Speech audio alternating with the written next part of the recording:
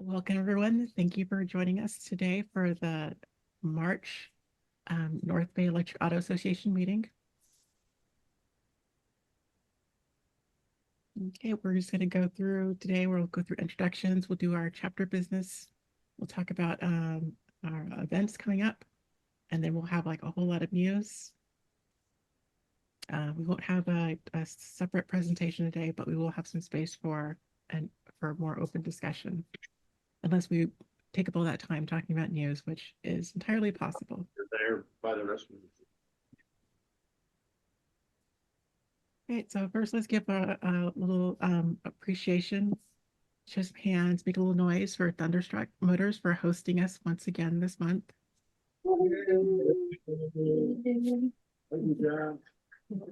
Yes, it's dry. I'll do it.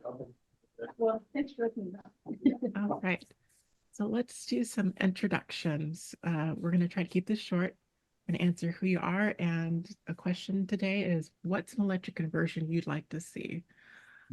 My name is Cecilia Sullivan. I'm the president of the North Bay Electric Auto Association. And I'm Ukiah, and an electric conversion I'd like to see. I've been watching a lot of shows with airplanes, and I really want to see more electric airplanes. And I think something I'd really like to see would be an electric 747. I know they're kind of like not really a thing right now, that everyone's more like the smaller, more fuel efficient things, but I think an electric one would definitely be fuel efficient, and that would be cool to see. Do it. It just takes two passes. All right, I'm going to pass it on to Linda.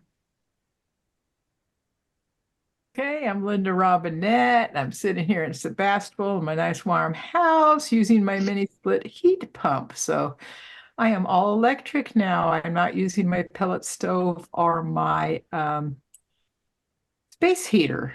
I think that's an improvement. Whether it shows lower in my power bills, that's up to PG&E. But what electric conversion I'd like to see. I don't know how practical it is, but they use a lot of oil and they sometimes contaminate the ocean. Something like a large cargo ship. But again, you probably need immense batteries because those things are months out on the surface of the ocean. So if we had some way of transmitting power from outer space, which is being worked on, that could make an item like that all electric. Thanks. Let's go to This Russ. takes like that. That was a big old motion.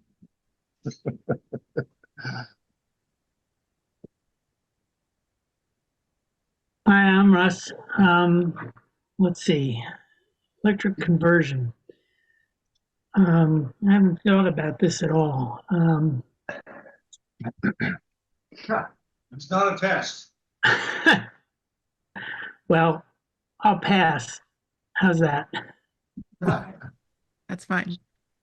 Let's go to Caleb. I'm Caleb. I'm down in Aliso Viejo, Orange County. So I've had my eye on doing a late 80s, early 90s Volkswagen Cabriolet conversion. A little fun sun car. All right. David Heacock. Hi, I'm Dave Heacock in Fairfield. I vote for converting more classic cars. And the reason I say that is because then you can take them to the car shows, and which are every place, everywhere, and people are surprised, and then they get interested in. I think it brings up more interested in EVs. And that, Plus you and can get my classic Ivana car actually moves now. The only thing is I can't charge it for some reason. So we're working on with Thunderstruck trying to figure that out. So it's a real education. All right. Thanks, Bruce. I'm next. All right. For home generation, I'd love to see some way to capture the winds. I'm exposed to the winds, got lots of trees, so solar's not so great, but I'm told that most of the wind generators are pretty noisy. So some way to capture wind, kind of like wave buoys are now capturing energy just with movement and don't have propellers on them.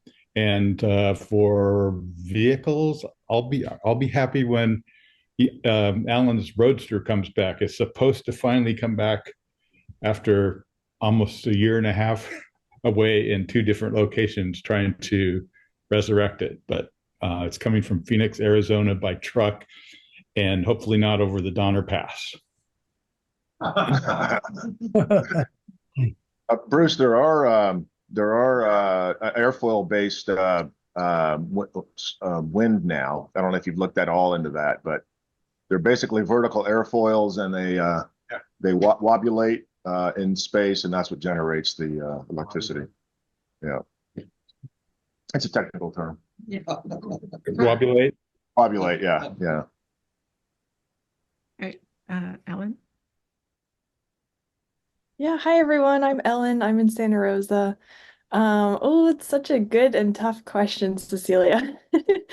I don't know, for several years I drove a Honda Civic and I really loved that car, so maybe just something simple like a Honda Civic would be nice to have converted because it's such a popular car. I think a lot of people would enjoy that.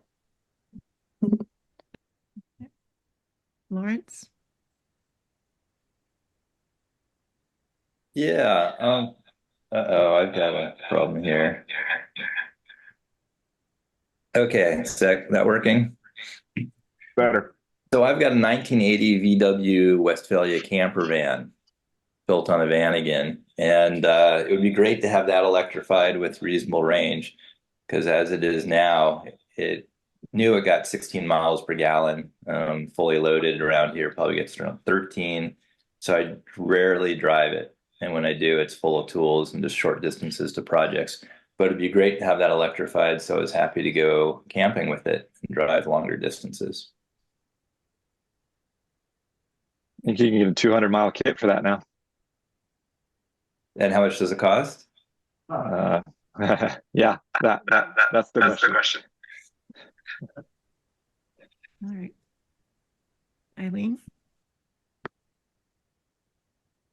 Yeah, Eileen Mitro. Cecilia got me here in Ukiah too. Yeah, we're trying to go as electric as we can. I'm amazed at heat pump technology. We put in a heat pump. I can't believe I can take a long hot shower with that heat pump. It's much more efficient. Awesome. So Linda, I'm with you, but the one I really would like to see is what Cecilia said. I would love to see friends and family back east, and I do not fly because of the climate issue. And when are they going to get something together that works? Thanks. Thank you. Zaino. Yeah, good morning, everybody. Zaino Schweidig in Sebastopol. I'd like a conversion of the Republican Party to electrification. Donald Trump and the other people in the party. That would be great to look forward to more by party efforts in Congress this year around electrification. So that's my conversion. Like a religious conversion. Can that wind generation be harnessed from the Republican Party?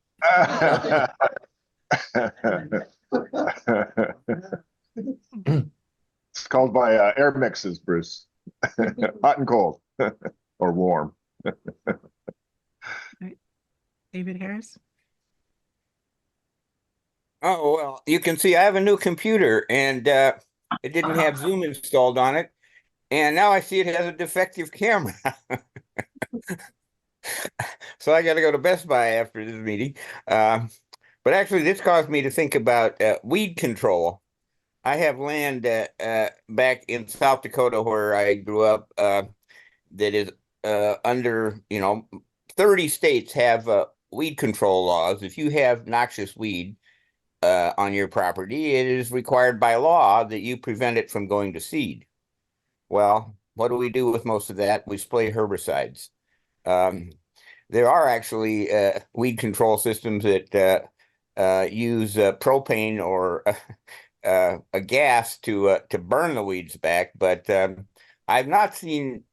I think we're headed to where identifying the weed with imagery. That's one of the impacts of the development in technology that's being driven by the cars. Will eventually get to things like that, identifying the weeds individually and not just having to do kind of human mass spraying. I think I've seen that. I think I saw a device that detected the location of the weeds and then locally radiate them with a laser. Yeah, it's a carbon robotics. They make a it's for commercial farming primarily. Yeah, it runs over the field and it literally it uses image recognition, and it zaps the weeds. It burns them with a laser. Yeah, it's really cool to watch. Yeah, I thought I saw that. Yeah. Is it solar powered? Yeah. All right. Only if your tractor is.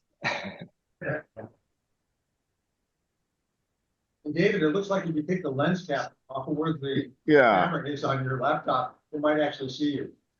Oh. There's something covering. Yeah, there might be a slide there on top. Like I know mine has a slide on top of it, David. No, there's nothing physical there, so We're seeing part of it. And wiping it with a cloth to clean it isn't working either. So,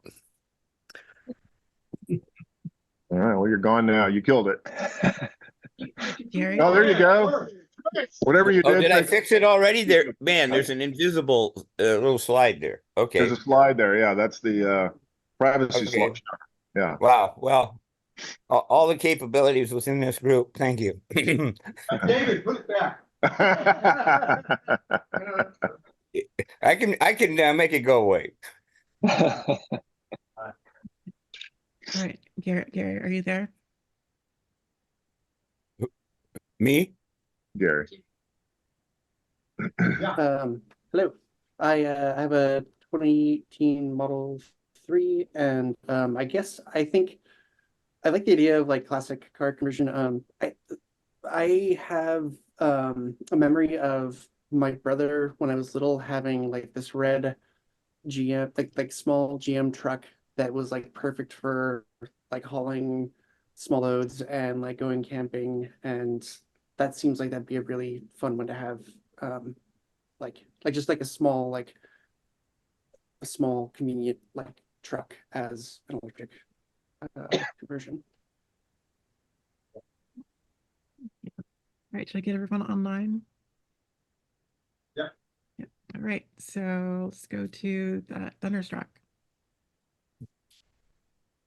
You sitting there? Yeah, I'll start. I'm Dom Hulamard, and I guess it would be a toss-up between one for me and one for my wife. One for me is I'm tired of wearing headphones when I mow the lawn, so I'd convert my my tractor to electric. Hopefully that'll get the motor noise down. You still hear the the lawnmower blades spinning, but and then my wife has always wanted a Carmen Ghia, and I wonder if she'd be interested in an electric Carmen Ghia. I think I've seen one of those. These cars are just so cool, so maybe that one. Yeah, I think it would work, right? Yeah. Yeah. There you go, Sonny. Yeah, I'm Sonia Carey, and in just starting to think about this, I was thinking it'd be fun to convert plug-in hybrids to become pure EVs, especially the older ones as we start to get to the point where it's like, this plug-in hybrid gets 40 miles or something like that. And I've often been thinking, like, why not have like a 20-mile booster battery that just you throw in the trunk that somehow, trickles to the main battery or something like that. Why can't you just kind of augment with just a little portable battery, as they become lighter and cheaper and stuff like that, and just do it kind of very low key like that.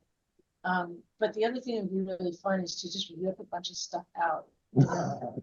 Like, come get my catalytic converter, I don't need it anymore, and then, you know, just kind of KonMari the whole space and have it just be. When the 2004 Prius was released, it was a company that provided, you gotta buy it, Yeah. a booster pack that would take you 20, 30 miles with the Prius and it had charges. They got into business. Yeah, I've seen a couple of them. This one has a plug. They have a booster for the new Cybertruck. Yeah. Goes in the back, and I think we would use it to help you pull in the trailers. Yeah, that's right. Next, okay, Bernie Dolan, and my thing I'd like to see is roads that are electrified so that you can charge your vehicle as you're driving. And there are a couple of them that have been built already in Europe, I believe. Demo, but I think that would go a long ways toward helping people overcome their range anxiety. Really, you would have solar panels all on the road. Right? Yeah, right. I'm Jack Christensen. I have a 1976 one of those classic BNC motor on the streamline that they made back in the 70s. And it gets 8 miles to the gallon. I've always thought, I wonder if there's a way to electrify this. It only weighs 14,000 pounds. Yeah, what's another couple thousand back? Well, is it an Airstream? Is it a GM Airstream or one of those ones that look like a Planet Rover? It looks more like an Airstream. It looks more like an Airstream. Yeah. Well, some of the new ones are putting batteries in some of the new trailers. Yeah, they're putting batteries in the Airstream trailers so that you don't lose any range when you tow your trailer. All of the small buses and trucks that Dylan and I worked on were that weight, so you clearly can do it. Yeah, it's doable. And consistently nothing simple.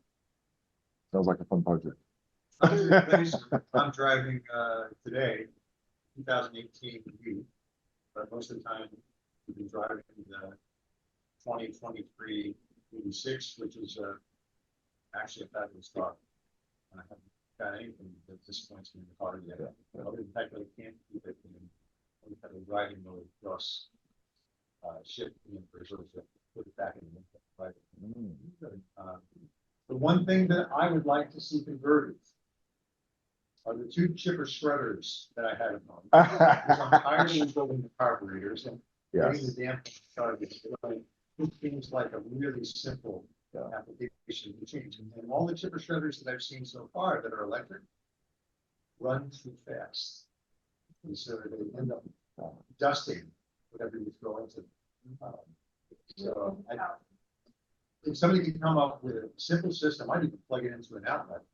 Simple system to take the place of the small motor that's on this, offer that as a product, be installing it tomorrow.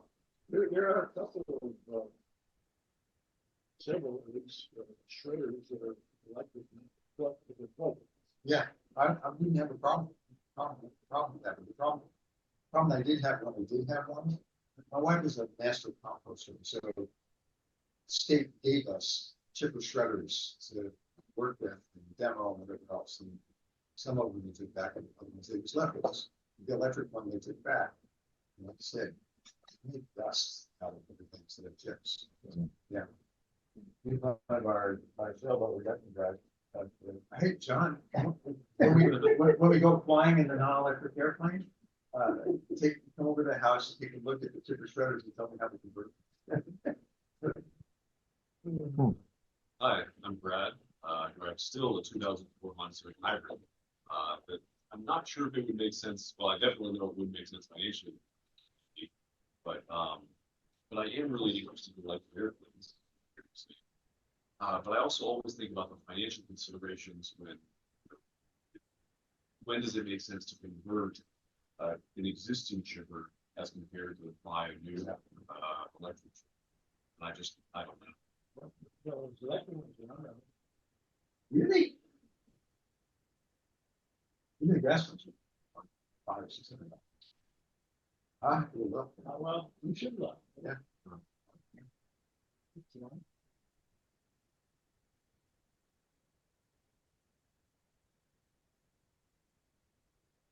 I'm John Pomerly, and Helen and I drive a Bolt. There are a couple people that mentioned things that I really kind of got me going. Eileen, right? Eileen, that's your name? Yes. I like Lissy, or was it? No, it wasn't Eileen. Oh yeah, it was Linda. Sorry, I liked your big boat idea. You know, and I thought, what about cruise ships? You know, people are just going nowhere for the fun of it. Maybe less power, put a bunch of solar panels on the thing. Maybe have them stick out the side so they can still have their swimming pool sunshine. You know, I mean, what the heck? I mean, there's a lot of real estate there. And, you know, I'm sure I'm ignoring things like storm damage and all that stuff, but what the heck? Yeah, I like that idea. Yeah. They stop at ports so they could, if they have a fast charger at the port, the ship could fuel up at the port. Yeah, the whole city would have to, you know. Put a big theater in every city with movies all around it, and IMAX or whatever, and you travel all over the world and never leave town. Yeah, That's electric. for that matter, Linda, you could just come into port, and if you had enough cars, you could power the city. Anyway, I like that. I also like Bruce's idea, you know, talking about different ways to get energy from the wind and stuff. I've always had this weird idea that I've been too embarrassed to say, but I'm going to say it. It's, you know, atmospheric pressure changes all the time on a small degree. Well, what about making a big freaking bag as big as this building and have, as the air pressure changes, have its exhaust boil a fan and generate electricity constantly in and out all the time. Anyway, probably would not have enough energy with it. It would be a fun project. Yeah, Yeah. you can do it both directions too, right? Yeah. Inhale and exhale. So. Yeah, they do that with tides now. Yeah, right, Yeah. right. Could it also be bouncing? Maybe. The more people you bounce, the more energy you have. That's right. That's right. So my name's Woody. So I've always had this vision of finding an old beat up Woody car, you know, that doesn't even run maybe, but it's still got a good body and the wood is in fairly good shape. I'm sure y'all know what I'm talking about, the Woody cars, like the super duty cars. Yep. And finding a cheap old hull of a Woody and electrifying that. Yeah. Every once in a while I poke around on the internet looking for that, and they're all like 60, 70, 80 and up. Man, you know, really? they are, yeah, no. Even ones that like aren't running, it's like not running, but it's like 60,000 plus. Anyway, so that's what I'd like to do if I could ever find, you know, the Woody to convert. So I could be Woody driving around these electric Woodies. So yeah, if anybody ever comes across that. Friend of the Woody, but he sold it just recently. What would he do with it? Where would he go? Hey, wherever I need to go. What would he do with it? Did you really say that? I did that really serious. Nobody really caught on. You better go on to the next slide.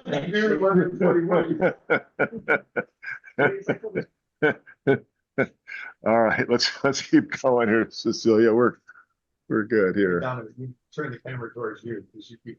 Oh, yeah, I really don't want that thing on me, Jerry. How do I turn it off? Laptop. Yeah, let's turn it off. Side like that. Yeah, let's turn it off. All right. Let's see. How do I go? How did you set this view up? Okay.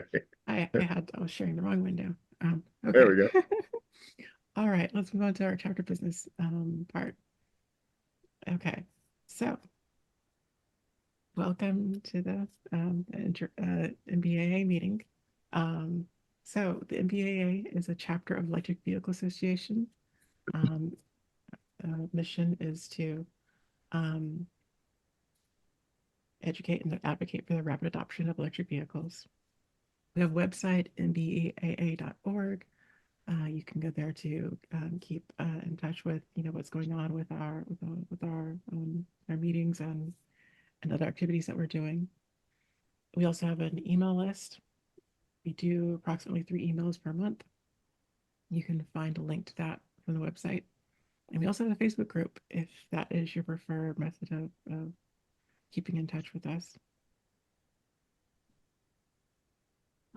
All our meetings are recorded, or at least they have been for the last few years. You can find them on YouTube. The link for that is also on the website.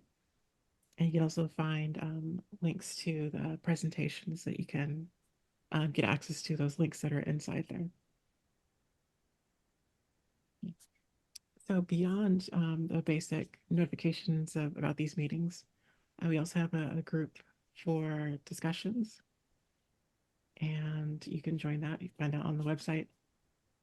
And for the news portion of this meeting, we do accept submissions for the news that you come across. You can send those to news@nbeaa.org, and they may show up in a future meeting. Okay, so this month we will be voting on future leadership. We talked about this a little bit last month. Different roles that are up: vice president, treasurer, and secretary. We do still have openings for vice president and secretary. So if anyone would like to volunteer for those roles, let's hear from you. Can we nominate other people, Cecilia? Yes. Especially people that aren't here. Nomination is highly encouraged. Since I don't know what the secretary does, I'll volunteer to define it. Yeah, good. Perfect. You can do what you want. Yeah. Who's your volunteer to be? Well, as treasurer, I didn't have to do anything in the last year, so I think as secretary, I probably will be able to fill that role too. So you're gonna do treasurer and secretary? No, No. oh yeah, that's right. I volunteered to do treasurer, and I understood that a couple things that would be helpful would be the 3 emails that we send a month and notes. But that's not much. You've already done something and Jerry didn't do anything all last year? That's good. No, she's talking about the secretary. No, I haven't done anything about treasury yet. I just spent some of our money on the Earth Day piece. Spend. As treasurer, I spent. That's exactly that's what you're supposed to do. Yeah. So can I make a pitch for someone volunteering to be vice president? We came up with the method of doing a 3-year rotating cycle where you become vice president for a year, and then you get to be president, and then you get to be president emeritus. And so it's a 3-year kind of thing, and because of that, it is like a significant kind of volunteer position, but has a lot of rewards to it. And Jerry's lucky he gets to stay on the NBEAA officers group by being secretary this year, because I was like, wow, you can do really out of the loop. I don't know if we can handle. I don't think we can survive that. Yeah, I know. So I'm glad you're going to be secretary. But if anyone feels like there's a way that they can take half of that on or whatever, it's like if there's a void and we don't have it, I don't know. We're going to spend the next year hoping that someone can step directly into being president, I guess. Right. We'll call Alan back.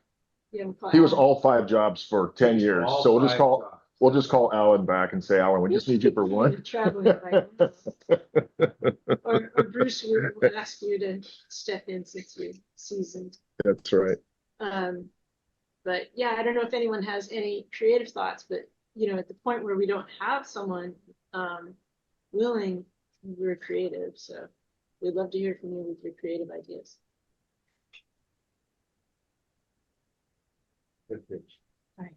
Yeah, and I guess the other thing, Sonia, we talked about this a little bit last time, was that the way the officers have been doing it is very much a kind of a potluck leadership team, right? Can you do that? Can you do that? I don't think maybe yeah, I think we've been breaking up the workload quite a bit. Cecilia, would you agree with that? The workload is it about the same as Prez as it was for VP for you? A little more? Yeah, a little more. But yeah, we do spread out some of that work. I mean, it's not all just relying on you Right. to do it. You know, having a team does take some of the pressure off, especially if you have something, you know, going on particular month or whatever.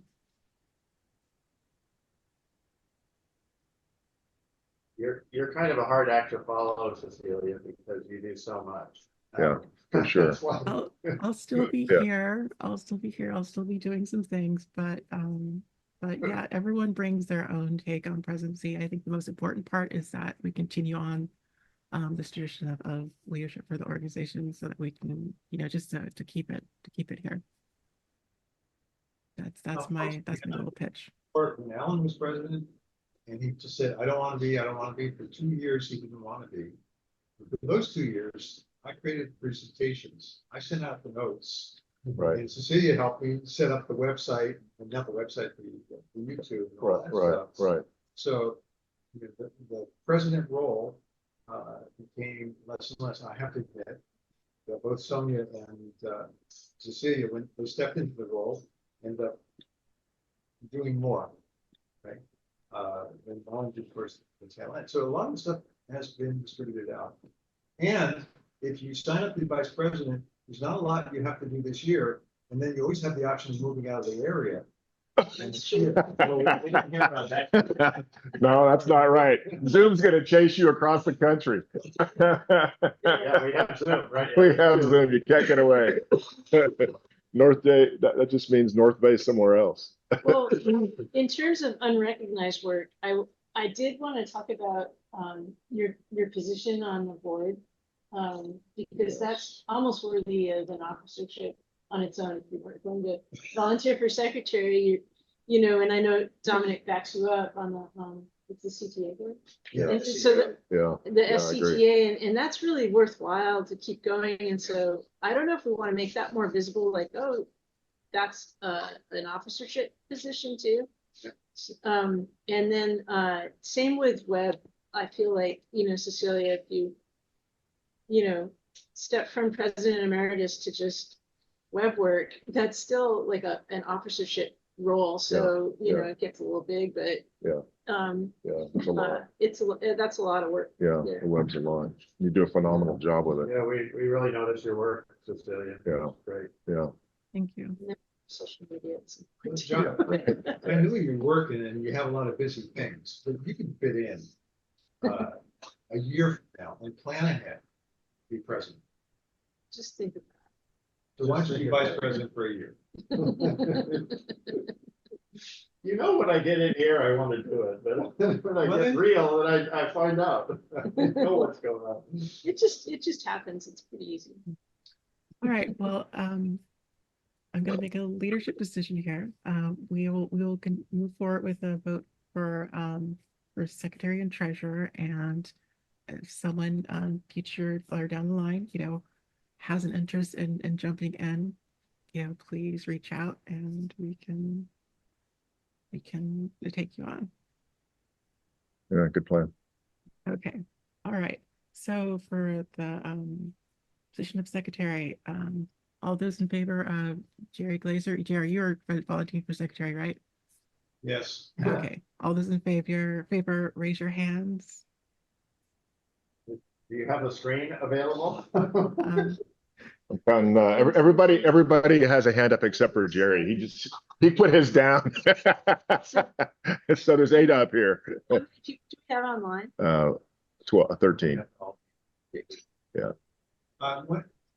Cecilia, why don't you change the view? We can't see it. The view Oh, to, you know, that's a good idea. That's a good idea. I'm like, I can't even find my hand raise button. Yeah, there you go. it's, yeah, they've hidden now under gestures. And change the view down. We have to change the view. Right. Sorry. Thank you, Jerry. Yeah, perfect. Whoa. All right. It looks like I'm getting a secretary. All right. Yay. Okay. All right. And we can put our hands down again. Secretary, Vice President. No, you can be Vice President. Hey. Yeah, whoops, watch out. What the hell are you doing today? That's right. All right. You've been avoiding this little pointer right here. Right. All those in favor, Sonia Carey being treasurer, raise your hand. And she's not voting for this. Yeah, we got 8 here. No. Yeah, we're good. Okay. 7 here, 8 here. Okay.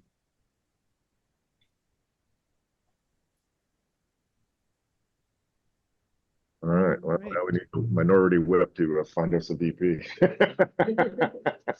Well, actually, starting next month, you're president, so you're gonna have to work really hard to find a VP. I know. I know. I got 30 days. I'll support that. All right. That's great. Great. Okay, so we have our new officers for secretary and for treasurer.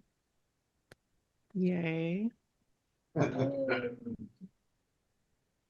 Okay. Oh, right. This is the screen I was looking for. Okay. And we voted Our already. leadership rotation is everybody just changed jobs. Do you control gallery view or No, he controls it here. Yeah.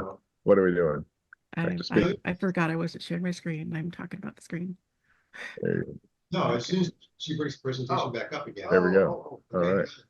That's what we learned working at the Energy Center. Okay. All right. So let's talk about our events. So this is like the big one coming up is our Earth Day event. We have 2 of them actually, one in Ukiah and one in Santa Rosa. We've done the Santa Rosa event like how many years now? Does anyone know? Before me, probably. Yeah. I've done it 4 years maybe, but not during COVID. I met Cecilia there for the first time. That's why 4 years ago. Yeah. That sounds about right. Maybe 5.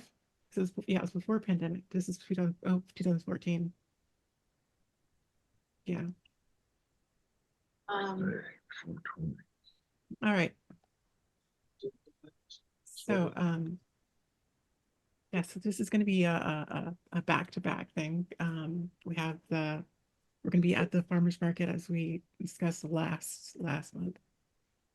We have a Facebook post in our Facebook group. You're welcome to share it with your friends, family, followers. And it's co-hosted with Climate Action Mendocino, and Eileen is actually with Climate Action Mendocino. Eileen, would you like to do a little introduction about the group and your thoughts on the event if desired? Yeah, sure.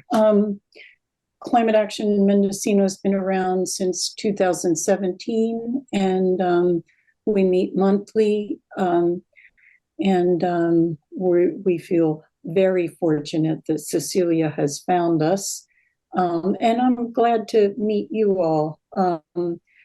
I've been an electric vehicle proponent way before they were available and had a Leaf that, oops, I have to turn my phone off, that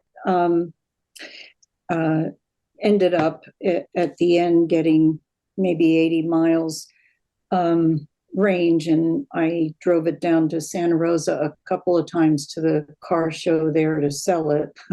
That was an undertaking. I now have one that has a great range, thankfully.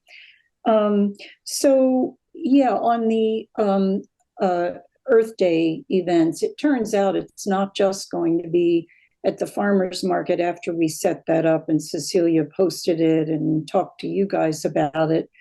The city of Ukiah also designated our city park, which is lovely, to be another venue for Earth Day. So we're going to try and split ourselves in two. And I spoke with the person in charge of that for the city, and she's going to try and get some local dealerships to bring their EVs and drive them into the park a little bit and have those available up at the park. I'm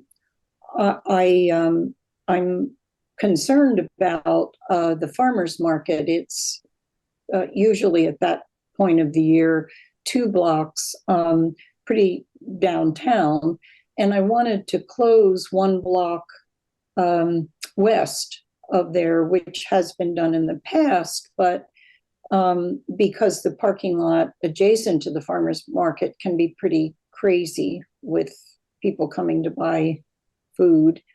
And it turns out that you do need a use permit if you get that block closed. And I'm not sure that there's any cost, but there's a need for insurance. And the person I spoke with in the city about this said, you put people together, a bunch of people together, you're going to have an accident. And how do you, not necessarily a vehicle accident, but someone falls or something, and that you need to have insurance. So I'm sort of stumped at that. And Cecilia and I have been looking at it thinking, really, do we want to do that? So I'd love your input on that.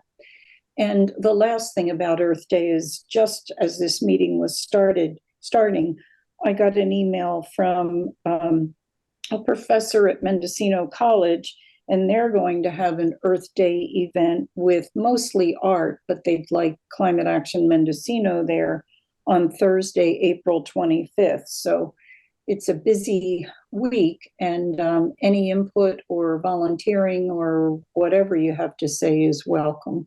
Thanks. Cecilia, question. Yes. If they do that joint with us, will our insurance cover them? Yeah, we could totally do that. So it's just we just need to fill out paperwork. I need to make sure that I think it's probably the right coverage amount.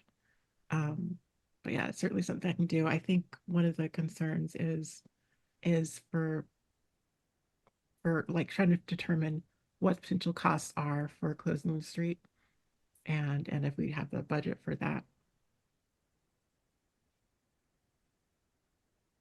Do you mean like traffic, whatever those are called, the obstructions, so people barricades? Yeah, I mean, I don't know what they require in the city, and I can find that out, but I should think you could put some tape across. Not sure how that would work. They mentioned using an equipment rental company to provide like approved types of things. Well, we could look into that, and maybe an equipment rental company would, I mean, am I dreaming? Volunteer those things, it wouldn't be much. But if the insurance is taken care of, we can possibly move forward on that. I do want to point out that kind of catty corner diagonally from that block that we're talking about closing is the City Hall parking lot, and no one's ever in there on farmers markets on Saturdays. But the person at the city said, well, people don't want to walk from the farmers market up 1 block. It's not even a long block. I'm not sure how we could handle that, but I don't think there would be any cost in just using the parking lot. Nobody needs to know that we're going to use the parking lot. So I guess I would love some direction or preference or something about that. I'm curious, Eileen, if you can hear me, did you say there was a second option, a park area? Yeah, yeah, we could do that. Just, I think then we'd be under the city's insurance and we'd just be there. It's not just Climate Action Mendocino. There's a flea market going on and some other tabling, probably things to do with Earth Day or sustainable green things. I'm not sure, but that would be an easy fix to have it there. We've kind of Cecilia got an announcement out on Facebook that it's at the farmers market, and I kind of coordinate Climate Action Mendocino events, and I'm usually at one or the other, and sometimes try to go to both and make sure everybody has what they need. And it seems to me I got something. What was that person? Nora. Boy, things come in and go out of the brain. But I have someone that wants us to have materials, and I was thinking that that was for electric cars too. It wasn't NBEAA. And I said, sure, we'll take materials to pass out to the farmers market. So there are other options. It would just be an adjustment from the farmers market for the EVs up to Todd Grove. Maybe that's the best way. Oh, it's if you're having, someone who's promoting an event, that helps a lot with your own promotion, and it has like that audience for people who are interested in and stuff. So I think that it does make sense to do that. Cecilia, if you could grab the microphone or something, that'd be great. Yeah, use your Jerry voice. If you could grab your mic, or right. I've got everything on. I got everything on 11 down here. I should be using a microphone. Yeah, I think it does make sense to combine with the city. I mean, that's what we're doing in Santa Rosa, and it helps with some of the promotions since the city will be, presumably they'll be doing promotion. I haven't been able to find the event on their website when I do a search for Earth Day. But so yeah, if it's an option, if it's something that we can join, it's like I think it's worth looking into.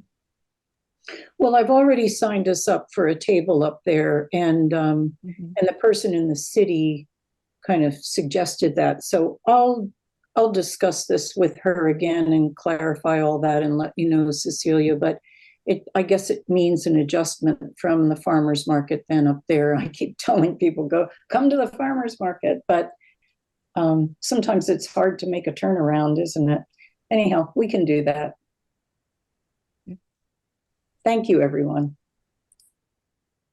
So Cecilia or Eileen, do we need to have a sort of a interim planning session for the folks that are going to be supporting that to make sure we've got the right whatever? Sonia gave me this blue tabletop cover. I don't know if we've got another flag or something I can take up there. Take the flag. Okay. Yeah, I'll take the flag. So I'll bring the flag and a tabletop cover, and then maybe we have one more session for those who are supporting the Ukiah event. And if Eileen, I think from at least from my perspective, tell me where and when to drive my car, and I'll be there. So that would be the easy button. And if we need more than that, then maybe we have a separate deep dive on that. It probably wouldn't hurt to have a quick meeting. We're having a meeting right after this meeting to solidify some things, and we'll have one more meeting before Earth Day. I take responsibility for all of our tabling and tablecloths and things, but if you have a tablecloth or a banner or something, I'm willing to give the whole table event at Todd Grove Park over to North Bay Electric Auto Association. We can have information on the table about climate action Mendocino and, you know, lots of different things, but that the flag and whatever can be yours, because I've signed us up. It's under Climate Action Mendocino, but you can use it. And then we'll just have more of a focus on other things than electric vehicles, even though that will be covered at the farmers market. Does that make sense? Yeah. That makes sense. That actually sounds good. Yeah. I didn't hear the person in the background. Yeah, what John said is we could point people both ways, right? Yeah, That sure. could help drive traffic to your site and vice versa, right? Yeah. And I suspect there will still be some, well, Teslas are charged in the parking lot adjacent to the farmers market. So there are going to be a lot of electric vehicles there. And I guess that's why I was focused on having that there, maybe having people charging up and talking about their vehicle. But we can work that out. And so do we need to set up a time to have a quick meeting now? I think if you've identified some other people who might be interested in sharing vehicles or talking about their vehicles. So I think it'd be good to coordinate with all those who have interest, that we can I guess like reduce number of meetings between different sets of people and try to have everyone together. That makes sense. Yeah, it makes sense. I'm more loose than that. I've spent my life being organized. I'm still organized with Climate Action Mendocino, but I just thought I'd have people show up. But we can have them come to a meeting. And I've heard from a couple of people saying, yeah, I'll be there. And my husband and I both have an EV, and I can rope him into it, I think. And we have a friend with an EV. So I was thinking we'd have 5 or 6 and maybe more that weren't lined up, but I can get people more organized. Right. Well, I can start an email thread, and then we can add other people, and then we can figure out a time to meet. Okay. Yeah. And was that Dom who said that he? I'll be there. Yeah, I'll be there. So I can give Cecilia all the information, and maybe she can give it to you. I think it's 10 to 2, just so you know, and it's about an hour. It's about an hour's drive from Santa Rosa to Ukiah. Yeah. Okay. Give you an idea. Okay. And we can expand the events to cover the additional, different additional space. That's fine. Okay. Great. Thank you. Okay. Sonny, do you have Well, anything? actually, we need to talk about Santa Rosa. Let's talk about Santa Rosa real quick. Yeah. So real quick, show of hands, can people volunteer to be in Santa Rosa, maybe with their EV? Nobody much cared last year about a Tesla, but yeah. We'll get 2 cars in. It'll be Bernie's and John's, maybe the truck and the Tesla again. Sure. And I'll give you guys a time. Usually they give us a time, but then things are loose, and we know our routine. And then I'll have pretty much everything except for a table, which is your house. It is? Oh my God, that rough table. We even need to throw it in the garbage. Yeah, we'll see. A different one. I'll let you know if it's a garbage bin. There's a big thing. Yeah. Okay. I've got one of those fold up one from Costco. Okay. Jerry, you're going to be in Santa Rosa too? No, it turned out we got the reunion that day. Well, and Jackie, you're going to be in Santa Rosa.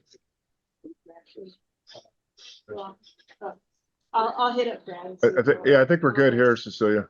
Okay. All right. So we've got some volunteers, and yeah, again, it'd be helpful for other folks if they want to help promote the event. We've got links that'll be available in the slide, or you can find the events on the NBEAA website on the calendar. Okay. All right, let's get to the news, finally. All right. Okay, I put together like 5 slides with kind of a little theme to some of the news that's happening right now. You know, a lot of articles right now have been written that EV adoption is under some duress, that it's slowed down so much that, you know, something's quite wrong. So there was one CNN article called "How EVs Became Such a Massive Disappointment." And I think things are being a little overstated. So I thought, you know, let's zoom out a little bit and look at what's going on in the news cycle right now. I clicked on that link. That's not what the title of the article is either. Oh. It's the title of the link, which is the strangest thing. Oh, I just Yeah. read it off the link. Yeah, exactly. I did the same thing. I went, wait a minute, what? Oh, okay. The actual title is a whole different thing. But anyway, Okay. Right, yeah. they changed them too afterwards, and they used I don't remember anymore. Different, but that sort of the It's the same same concept. but different words. You know, a lot of times media outlets run multiple titles and test their clickbaitability, you know, and so it might have had a couple of titles as it was rolling out. The URL says what happened with electric vehicle sales in 2023, which may or may not have been the title. Yeah, okay. So you know, I think we all understood that back during kind of the COVID era, we had very low interest rates, and demand was becoming higher and higher. It was at its all-time high, which it always is at this point. But inventory was very low. The models to choose from were very few, and everything was pretty high priced. So we were hoping for, you know, some democratization to occur and for things to get under 40,000, well under 40,000, that sort of thing for new EVs. But what we got was something a little different. As we came out of COVID, we did see EV models starting to diversify, but they were still slightly higher priced than, you know, would create a lot of massive volume sales. And we also had, you know, some manufacturing and sourcing requirements that were being influenced by the Inflation Reduction Act. And a lot of the US companies were kind of, you know, steering in that direction rapidly. And also overseas companies like BMW and Volkswagen and Kia were all opening battery manufacturing plants in the Southeast. So everybody's lining up to try to sell cars that would be qualifying of the Inflation Reduction Act $7,500 tax credit. But interest rates rose and demand kind of settled. And so even though EV sales last year were up 40%, the prediction for this year is that they'll only be up 20%. But this year's not over yet. So this is just kind of a little speculation and a lot of press on how bad it is that things have kind of gone down a little bit. My last point on this slide was just that, you know, the manufacturers are not used to moving rapidly. And so all of this kind of change, just changes in interest rates and things like that, is kind of creating a lot of churn in the industry. So next slide. So Sonia, so you're saying that despite it being 40% growth with everything I've ever done in my life, 40% is like massive. Put your money in now. 20%. And now it's pretty darn good. Well, so basically everyone's freaking out because it's only going to be 20% growth. Right, which is still, you know. So it's kind of like this. Yeah, right. But we don't even know that yet. So right. So you know, I think that what the exercise of going through this was kind of helpful because I think it's not as bad as it sounds out there, and there were some articles that were saying that as well. Well, news media always try to get attention, and they do it with headlines that are scary and right. Yeah, and some of it sounds quite fatalistic, like, well, now that we know that EVs aren't working for people or something like that. Like there's been some very kind of fatalistic language there. So there's a bunch of manufacturing moves and kind of industry moves that are happening, and I think these are kind of short term. You know, Ford has cut the production of the F-150 because, you know, they haven't had the sales that they expected. Does cut mean stop or just reduce? Just reduce, sorry. Yeah, just reduced. That, when I read that article, with that headline, that surprised me because the backlog initially was so long. So how did the backlog suddenly disappear? Price. Because they didn't produce that many. Price. Because people thought they'd But have the markups, they just bought something else. The F-150 Ah. the F-150 was supposed to be on the market for 45 grand for the cheap one, for the work truck version. What they made though were the XLT and platinum versions, which are 85 grand. Yeah. and everybody And should all do- like and Hansel Ford and all the other dealers they all added market adjustments, which were 8 to 10 grand over. So price killed it, right? Yeah. I have a friend who they literally went out and they bought a Rivian 2-week delivery time because they weren't willing to pay for an F-150, and they get a lot more truck, to be honest. Yeah. So even though Rivians were also at that higher price point. And Rivian Yeah. just announced that they're not building a new factory. How much is a Rivian truck? They start around 80. Yeah. 8120. Yeah. So GM is planning on launching the Ultium platform Bolt EV, and as I read the slide, I thought it was going to be like 2025 model year, but it looks like it'll be a 2026 model year. So I think GM thinks they've got more time to get some of these things out. And they're also announcing some more commitment to plug-in hybrids because they want to have a little something for everybody. So I wonder if the slowdown on the battery platforms has to do with the fact that most of the refining capability for the elements that we need for batteries comes from China. And one of the things that's happening in the US now, we have the natural resources exist here. The processing resources don't exist here. Right. By most definitions, we're a third world country. Yeah. We provide raw materials, so we send them someplace else. They make steel for us, and they refine the ores for us and all that stuff. So it takes a longer time to build the refining factories than it does to get the materials. So they may be waiting for US sourced materials. That's the reason they're slowing down the battery production. It's interesting that what they're saying is that people aren't buying what they've made. You know, like they don't see that they can sell the EV models that they're making. And like you said, it's like they're not price pointing them correctly. Yeah. There's something else. Yeah. This is the issue that legacy manufacturers are having, because legacy manufacturers have an array of product line, including, combustion engines that they're willing to sell because they can make more money off of them. But when you look at like a Tesla or a Rivian or a Polestar, maybe they don't have that array of options, so they're just kind of barreling forward. The Inflation Reduction Act was no small slouch in hurting the market badly as well. It created the EV6 is VIN specific on whether whether it's affected by the Inflation Reduction Act. Yeah, because the dollars came in, the legislation came in like late 22, and the impact on U.S. source materials was 2023. To Jerry's point, it might take half a decade to build up the supply chain for domestically sourced lithium. Yeah. But it's a national security requirement, right? I mean, it's absolutely essential. And like, I don't understand how this got so out of balance, but those two things they're 5 years apart, and it just crushed. I mean, 2023 should have been blown away.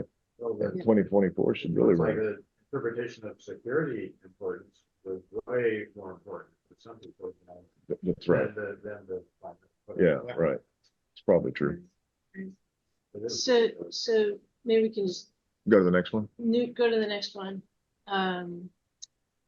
UID seal. That should freak everybody out.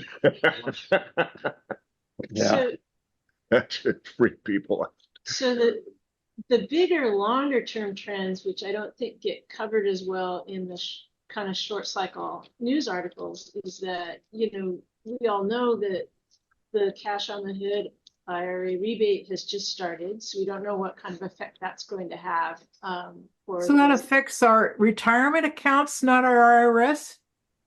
Sorry, this is the Inflation Reduction Act. Okay, okay. The Inflation Reduction Act included that $7,500 EV rebate. So in this case, it's that IRA. Oh, okay. Yeah. Sorry. A bad idea. Yeah, tax season is a bad acronym here. But so now if you go in and there's a specific model like the Tesla Model Y that qualifies for the $7,500 discount, they can give it to you right away. You can buy your Model Y for $7,500 less right off the bat. And so that wasn't true in 2023. So, I think that's really meaningful to people because then they don't have to finance that money and do some kind of, working out, waiting for their tax return to get that $7,500. So it does have a tax return connection there. So we haven't had a lot of news on gigafactories being reduced, but you were just saying it's starting to come. Yeah. Like there's a little delay on some of these battery factories that had been planned, so that might not be quite accurate on this slide. But battery prices are going down and improving. We know that that's kind of a known factor. And the new affordable models are still coming. Rivian just announced their R2 And model R3. and R3 model. Yeah. Yeah. Part of what's missing from the discussion is a book that Zeno and I have been reading. I picked up a number, and it talked about lithium batteries, lithium-ion batteries, when they were first released and first used in phones and whatever else, to where they are today, have reduced in cost by 98%. I mean, the numbers are phenomenal. And then when we were working, Caleb and I were working for Motive, the batteries were reducing in cost by 7% per year. Oh, that's a pretty large number. Batteries are reducing in cost now by double digits per year in cost. So a lot of this stuff, when people say, I can't afford it, it's too expensive, it's disappearing while they're saying it. Yeah, that's going to happen. You mean on the wholesale level or the retail level? This is at the cost level. So it is on the wholesale. Cost of manufacturing. Okay, wholesale. Yeah, but it should trickle down to the retail level. And on the negative side, there were concerns a couple weeks ago about Chinese EVs and security, and Biden had an announcement about Chinese EVs, as well as another announcement about slowing EV adoption going toward 2030. So the car manufacturers asked for a slowdown in EV adoption, and I think Biden was ready to formalize that in mid-March, so we should be hearing anytime. Sam, you have a question? Yeah. Zeno? Yeah, I noticed that the West Coast is a hot spot for EV adoption, in contrast with the rest of the country. And I wonder if anybody has anything is anybody informed about this or has something to say about this?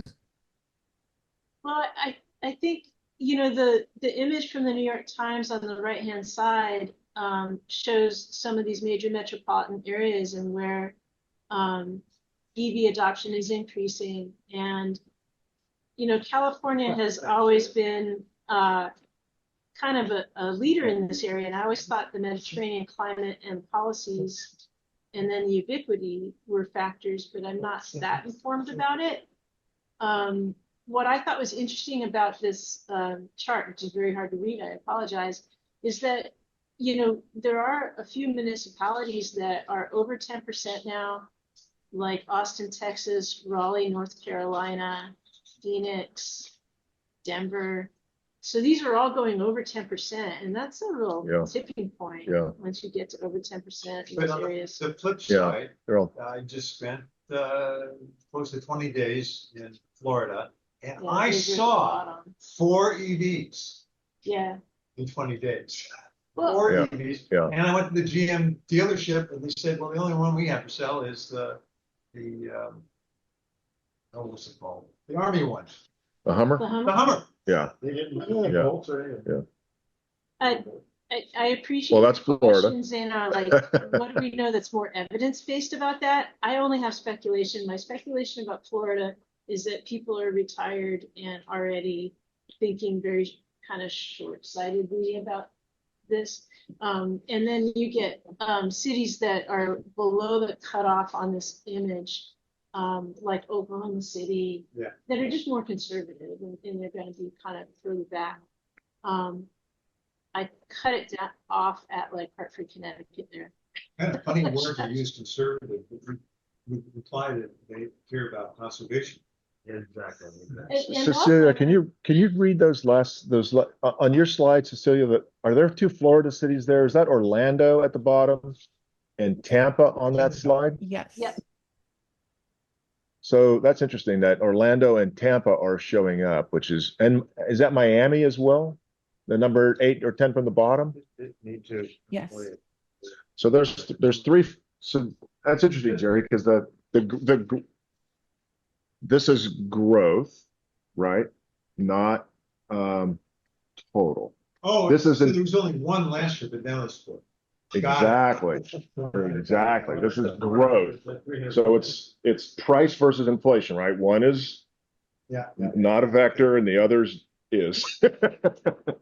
A pretty low bar to crush there, huh? Yeah.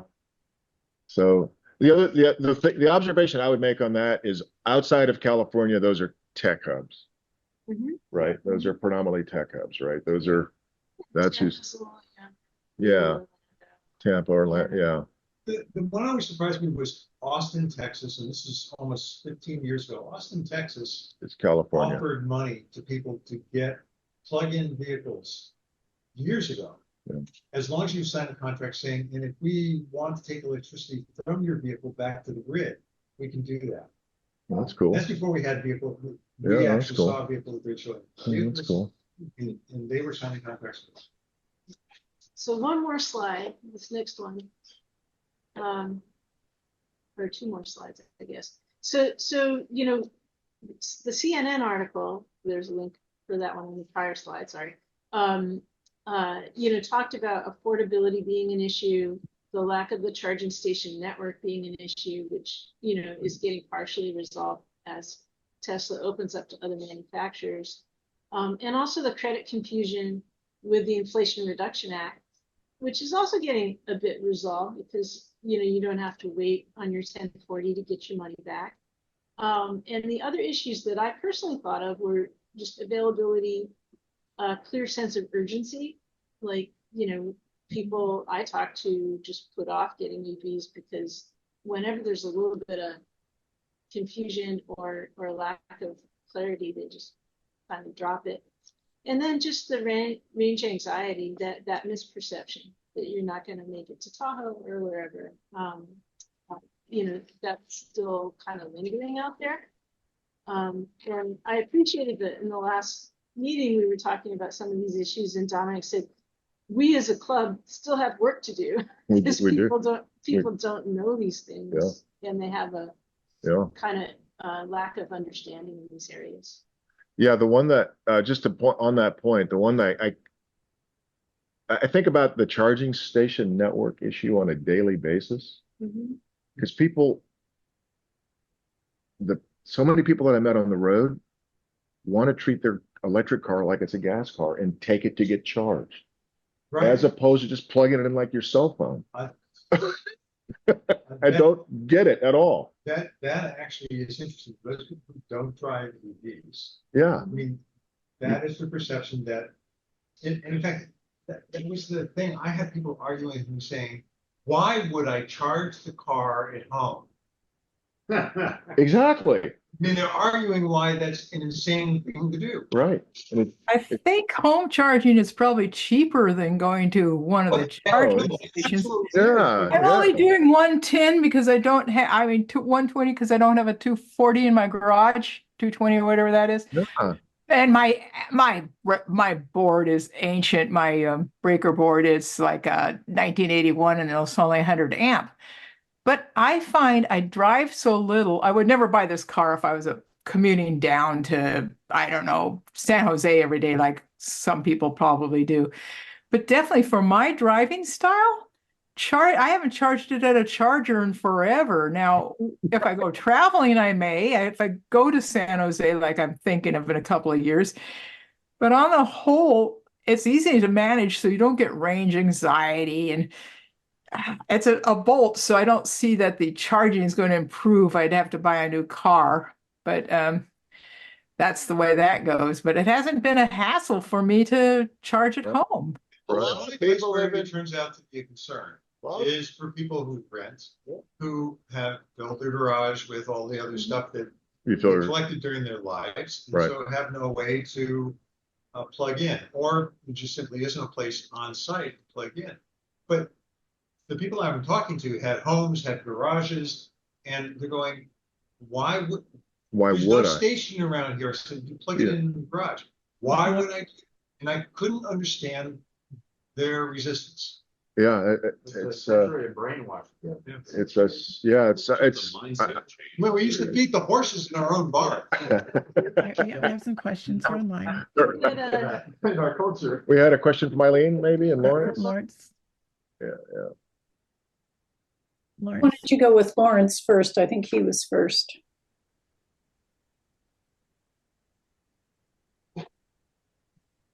Can you hear me now? Yeah. Great. So I just wanted to say that there are lots of tricks and techniques that allow one to fully electrify their home and their transportation on a 100-amp breaker panel.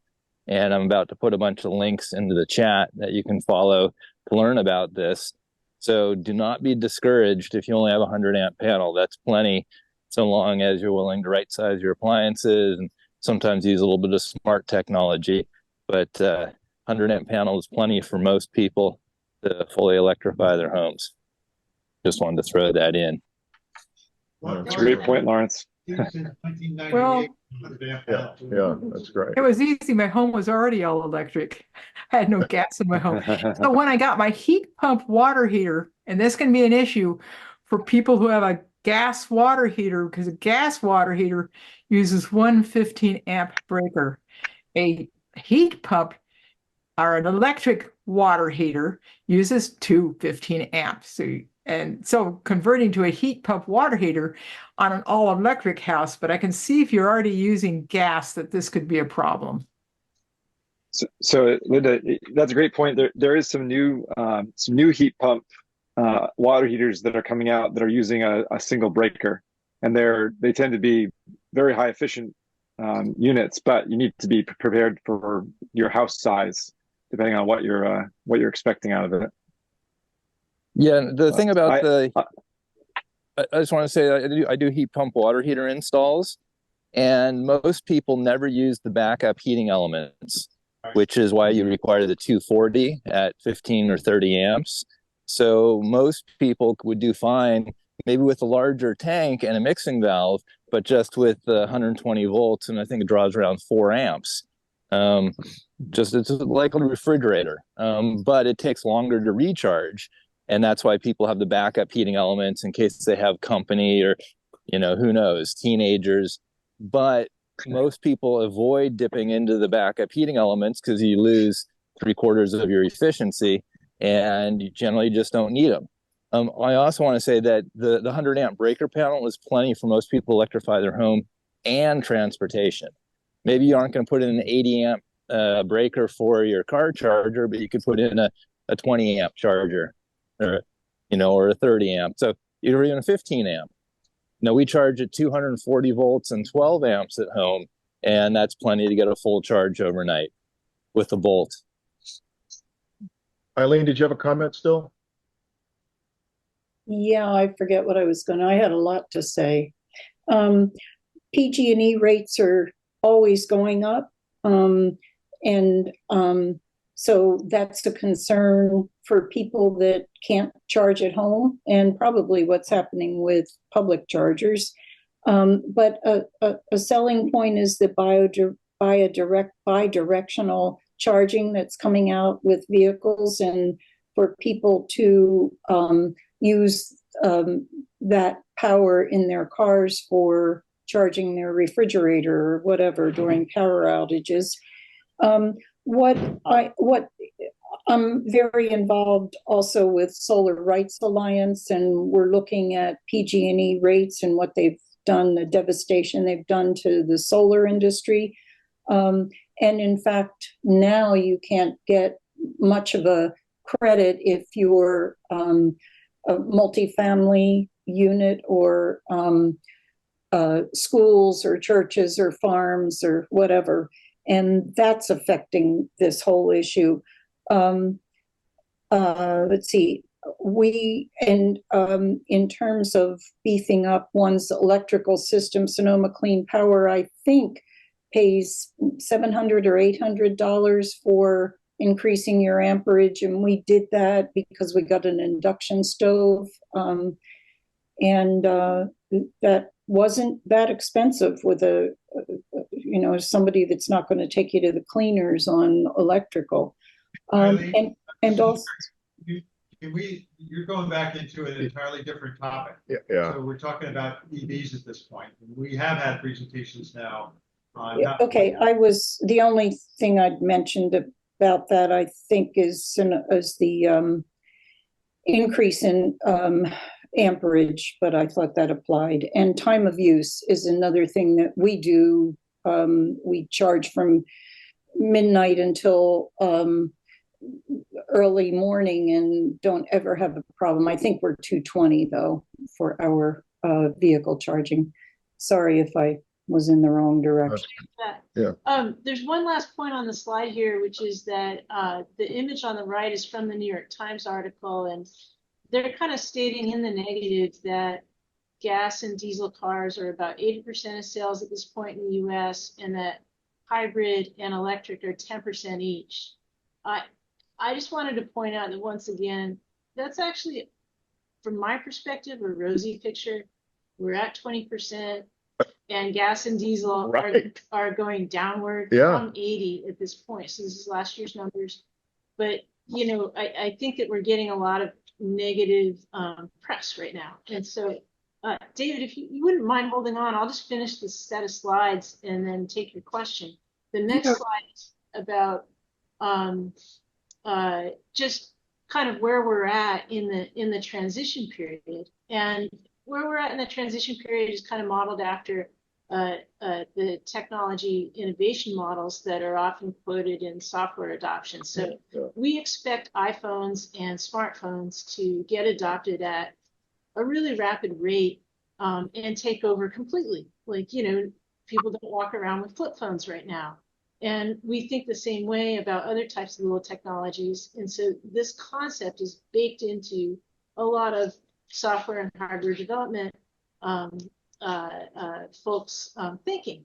And so I get that. But the 1% that carry a flip phone are still, the laggards here. But generally, we expect everyone to just kind of go get an EV and be done at this point. But what's happening is that there is a little bit of a known concept in the adoption of different technologies that happen between the early adopters and the early majority, where you have to cross the chasm. And so Geoffrey Moore, who kind of came up with Moore's Law and the idea that,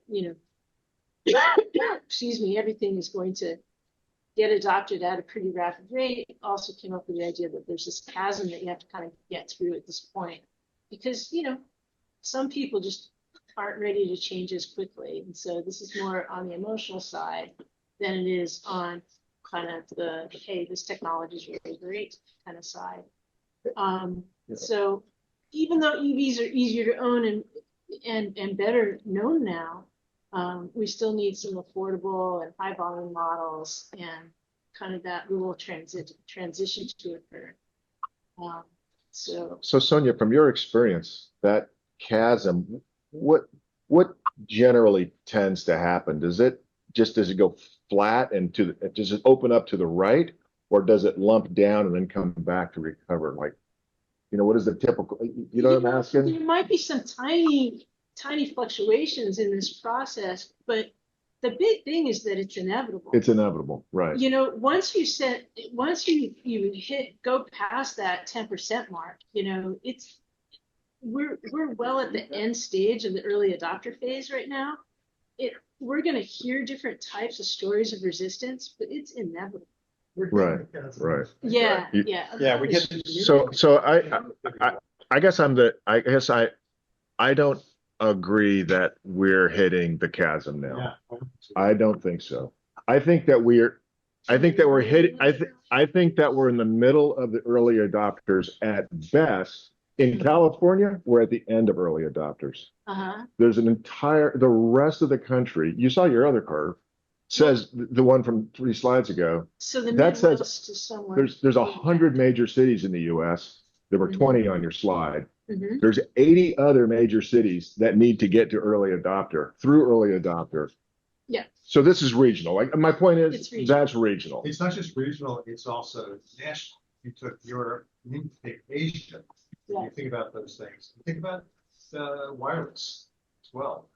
Those things still at network level, they have faster networks than we have. Oh yeah. Because they adopted it faster than we did. The same thing's happening with EVs in Europe. Look at the numbers in Europe as far as their adoption rate. It's much higher than our system.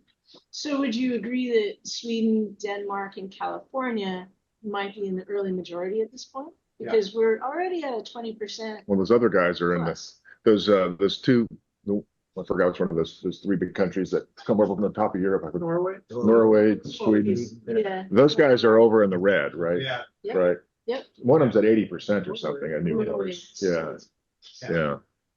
Oh, just by the way, all fueled by their oil and gas industry, by the way. Don't misunderstand what's paying for that.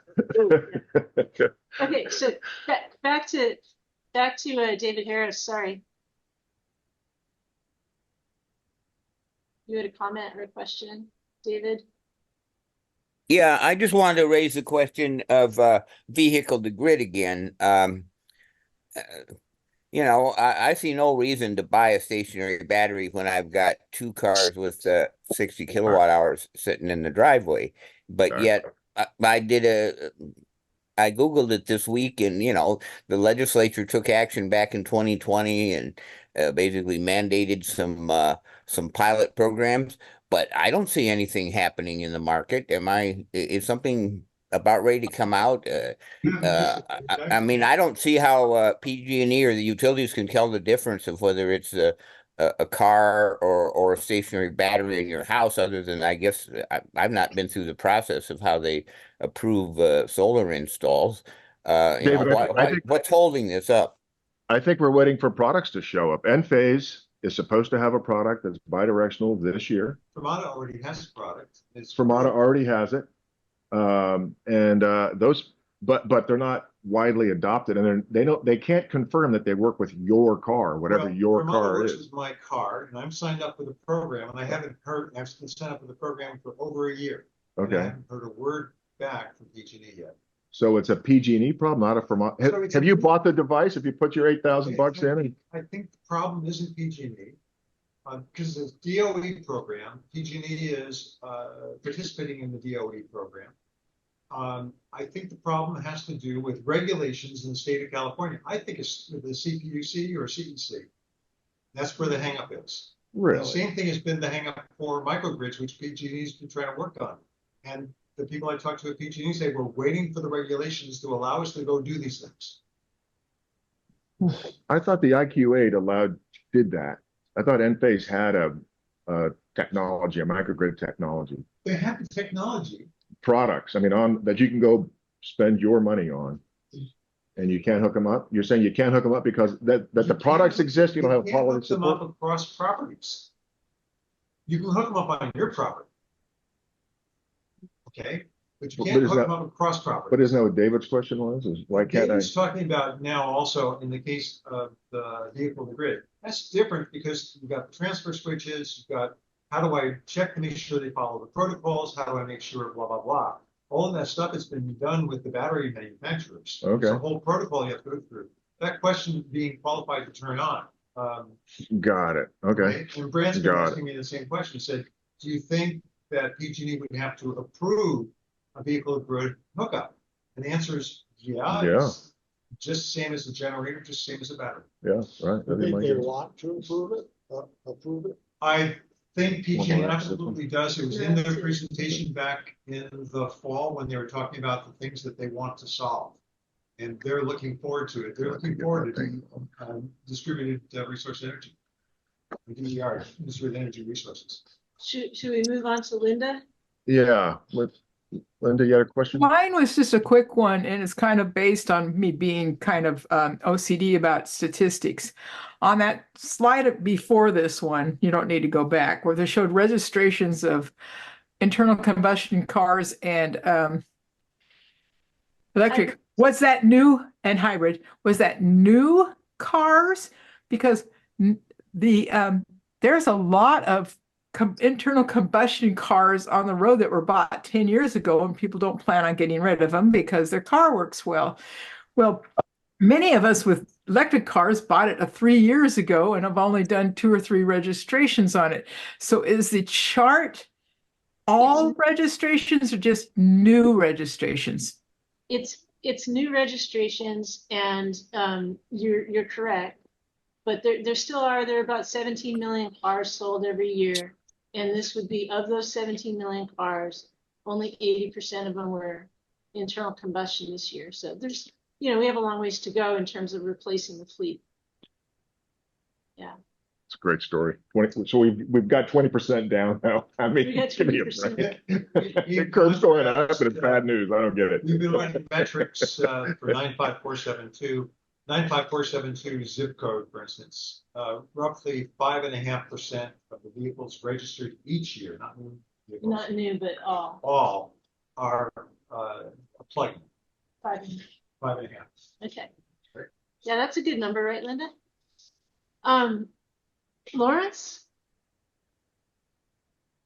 Yes, can you hear me okay? Yep. So I'm a firm believer that bidirectional charging's most important use is for displacing fossil fuels from the grid. I really couldn't care less about backup power. I don't think it pales in comparison to the importance of getting fossil fuels off the grid with battery storage. And because we have limited battery production capacity, we really need to leverage our batteries that are sitting 95% of the time unused on the curb in our cars. So most cars, all CCS cars, are hardware ready for bidirectional charging. Some of them need software patches. So Volvo put out a software patch for all their old new cars, and all the new cars are enabled for bidirectional capability. Because basically you just have the contactors closed between the inlet port and the battery, even if the power is flowing the wrong direction, which I imagine most cars before the software patch would shut off the flow of power because there was clearly a problem and probably a short in the cable or whatnot. So Volvo has done it. We need to lobby the manufacturers, the rest of the manufacturers, to allow our CCS cars to be bidirectional. For Mazda's got what, a $7,000 or $8,000 piece of equipment that'll Lawrence, you're really breaking up, Lawrence. Islanding, batteries, and solar. But what we need is something that, am I any better now? You're kind of breaking up. Yeah, slightly. We do have one more set of slides we want to go through. Whoa. So if there's anything else. If you can hear me now, can I finish? Yeah. Can you hear me now? Yeah. Okay, great. So the thought is, though, I actually called Fermata and said, look, we need something that competes with all EV chargers, something that's like $400 that allows bidirectional charging that can be controlled by a virtual power plant or the utility, and that people will buy instead of a regular charger. And maybe we even need the CPUC to require all cars to be bidirectional capable and all chargers to be bidirectional, because we only need a very small fraction of the EVs we'll have on the road by 2035 in California to have no fossil fuels on the grid and probably even no nuclear on the grid. Of course, the other problem is that they're throttling new sustainable energy such as wind and solar. So we got to keep expanding that at the rate we have been. But in any case, it's totally doable. And so far the car manufacturers are dragging their heels. The EVSE manufacturers are only making high-end stuff that most people won't buy. But I think it's just important to acknowledge that this isn't so much for backup power. This is for getting fossil fuels off the grid and slowing climate change. So I just want to make that point. So we got the technology, and we need to get all the parties on board with it. Instead of trying to make money, we need to do the right thing for the environment. Thanks. Thanks for making the point, Lawrence. This is Woody Hastings. I'm with the Climate Center. Just so folks know, SB 233, the bill that we introduced last year, sponsored bill, Nancy Skinner bill, bi-directional mandate. It's a 2-year bill. It's in play now. It's going to be coming up in committee probably in about a month, sometime in early to mid-April. And this is a bill that will mandate bi-directional capability on any car sold in the state of California by 2035. And so we need everyone's help, awareness, sharing the information. I will send links, information about the bill to the group. And so that is, and it's from our perspective, you're spot on, Lawrence. It's all about the grid. It's 80 gigawatts we project of capacity by 2030 with the projected EV sales. And that could obviate the need for gas peaker plants in the state of California entirely, with just a small percentage of that latent power and all those batteries. So thank you for bringing that up. SB 233. All right. Sonia, you want to, you done? I'm done. Anything else? Any final? The picture's rosier than you're going to hear in the news. Yeah, it's just Stop amazing. listening to the Stop news. listening to the news. Turn off, what did they say in the 70s? Turn off your TV? That's right. Okay, so as a longtime GM advocate, I have been trying, and since we went to Platinum back in January, I've been trying to figure out for a while, where are the GM vehicles? If you guys remember, I think it was in 2020, they announced everything was going to be electric by 2030 or 2035 or something. They come out with this new platform to replace the Bolt. And instead, they've just muddled and mumbled their way through this thing. They killed the Bolt, the only thing that was selling. Mm-hmm. We embarrassed them back to put it back on the market again, right? And so, so they had, their plan was to beat up Tesla. That was their plan. They had stated that. That's what their shareholders were told. That was the market was told. Introduced this large variety of vehicles. By 2024, we're supposed to have a EV, a Blazer, an Equinox, a Lyriq, and a Hummer, and 2 versions of Hummer, the truck and the SUV. And the Blazers are sitting right there, right? And the Blazers got turned back on for release yesterday or Thursday. Oh, They can now ship Blazers again. They found out what was causing all of their software glitches that we talked about in January at Platinum.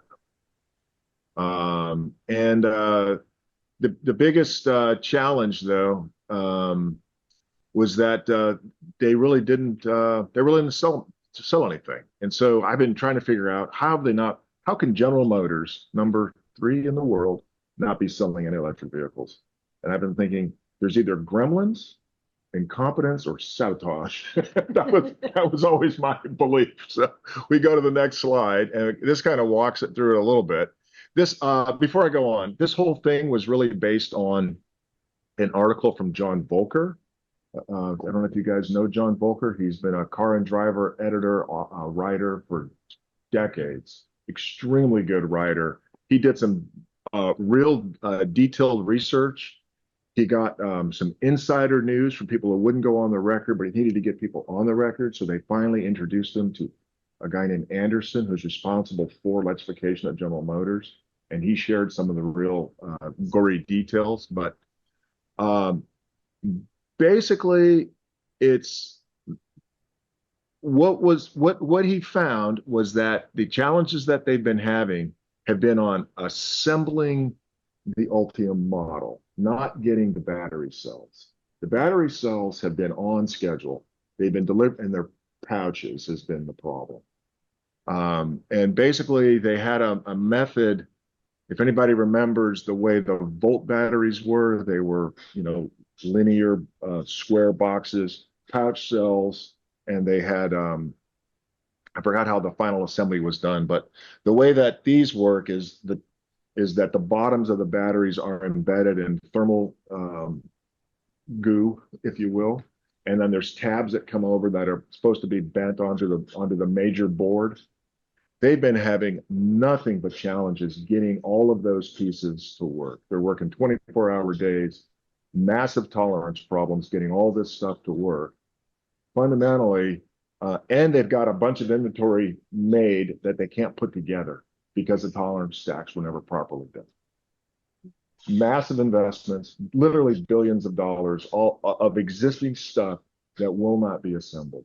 They had planned, instead of having a nice smooth production rate, the mantra from the top was 400,000 units a year, 400,000 a year, 400,000 a year. And so they did a nicely smooth ramp. They didn't figure things out before they bought more. They bought all of it. They had planned on getting 30 of these units an hour, and they only delivered 5 per hour. Anybody who's been in manufacturing knows when you're off by 85%, you've got a problem. There's going to be a meeting. Okay, it's a huge problem. Heads will. That's right. And so, but the problem is heads didn't roll. They outsourced a lot of the critical manufacturing technology. They're now switching suppliers in that process. They did everything in-house. So on the Volt, they did everything in-house. On the Bolt, they outsourced all of it to LG or Panasonic. It was LG, right? LG Chem it was LG Chem, I think, that did the Bolt. Even in that case, the rework before you guys saw any of the bolts was done by Roush. Because I was sitting at Roush. 500 vehicles were out in the parking lot waiting for Roush to rework the vehicles before they got shipped to. And this was before the fire stuff, Jerry, or after that? This is back in 2015, maybe. So super early. Super early. Super early. You know how to make one. You know how to make one. Yeah. Okay, and now you got to make 100,000. Yes. 50,000. A whole different problem. Whole different problem. So GM did everything in-house, and they are just now. If you look, I think Ford has hired away some of the Tesla people. Rivian certainly hired away some of the Tesla people, but GM had done it all in-house, and they outsourced to their automotive supply chain as opposed to their battery expertise supply chain. Anyway, according to this, at least, it was fundamental manufacturing incompetence, which has caused these delays and billions of dollars of delays. And honestly, at least from my opinion, they had too many damn vehicles they were trying to do at the same time. And I don't know how many Hummers they ever would have sold, but Hummer, I would not have gone, if it were my investment dollars, I would have not have gone after Hummer as a first business, There was never a big market for them in the first place. And then they've got a couple of different software challenges. One was just vehicle charging, getting it to work right. I think all the manufacturers have struggled with that. I think Ford is now, and there's one slide on this later, I think someone created, but I think now that Ford is on Tesla, I think Ford has the plug and go on the Tesla network, and that just works. I think it just works from what I'm told. This is an interesting point. You stop and think about Tesla for a second. Tesla introduced its first vehicle. Low production numbers. Low production numbers. High cost. High cost. High margin on the high cost. Yeah. Knowing that you can't make many. GM and Ford have been making vehicles for 120 years. Correct. And they come out with a new model, and it's a little tweak on the previous year, so they know they can make it. Now they go to make something entirely different. Right. They don't know how to do what Tesla had to do. Exactly. Because they had too much resource, so they thought they could just start in production. Right. And they Right. have something entirely They different. they tried to start in the middle They with tried to something start in the altogether middle new. because Yeah. that's what they've been able to do for the last 75 years. at Yeah, least. exactly. That's an interesting. Exactly. And then the other one was, which has been causing all the issues on their software side, is the infotainment system. So why GM is going down this road is beyond me, but instead of going with Apple CarPlay and Android Auto, they went with their own in-house infotainment system. If you read any of the reliability issues on cars, you'll find out that most of the problems that people hate for their cars is the infotainment system. I mean, almost across the board. It's the actual user interface. Yeah, and it's just a phone on wheels. And so they took all this. They've been using Android Auto and CarPlay for years, and so they're switching out of that. So we go to the next slide. So as I said, they expected to sell about 400,000 EVs by the end of 2023. And at the end of the Ultiums, they only sold 13,000, with Lyric being about, I think it was about 8,500 or 9,000 Lyrics. And I literally would have bought a Lyric when I bought the EV6. The car's beautiful, but I'm glad I didn't. It's not a 400-volt architecture. Pretty nice charging up in 12 minutes, huh? It's very nice charging up in 12 minutes. Yeah, yeah. And then, and then they killed the Bolt for no good reason. And so now they're trying to get all of those orders back in without losing customers. They sold 2,000 Lyrics in December and another nearly 2,000 in January. So the car will sell. I was very surprised to see that the Hummer sales ran at 700 a month, because I haven't seen any Hummers in California, maybe one. That's probably where they're selling them in Tampa. Yeah. Tampa seems like a town for Hummers in my mind. Having spent there are plenty of them down here. Are you in Tampa, Caleb?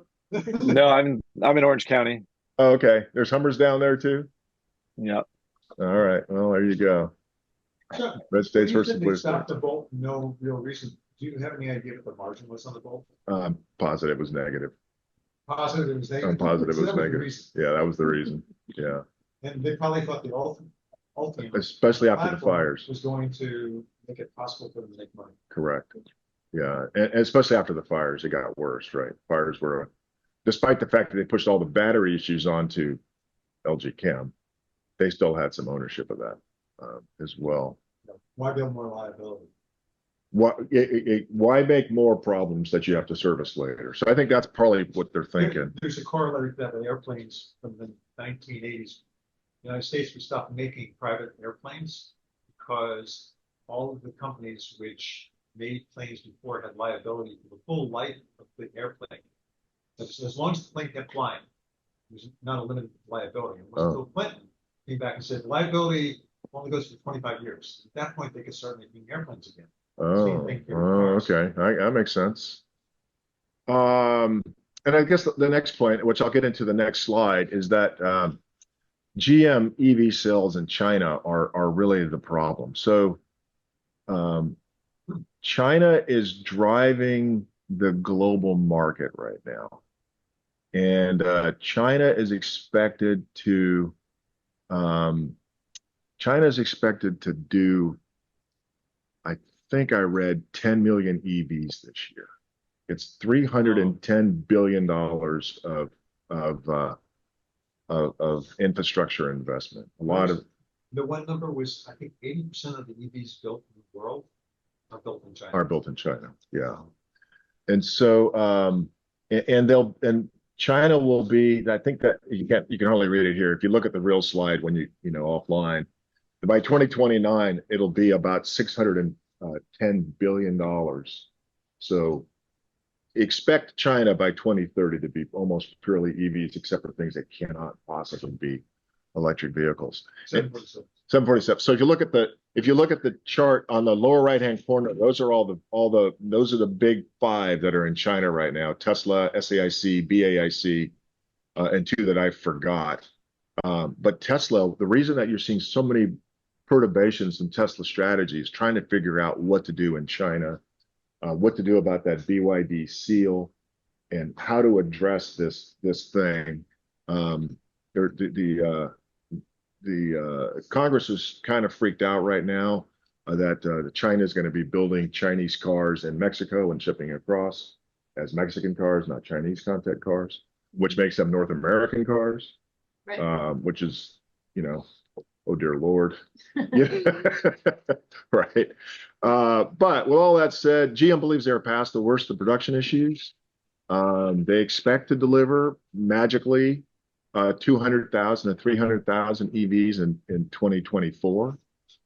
Still don't know how that's going to happen given everything that they just went through.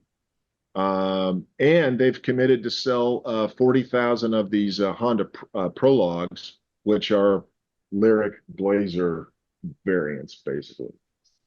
So, and they really need to figure out what they're going to do in China. So there was a couple of questions. I think Lawrence, so it's noon now or near enough.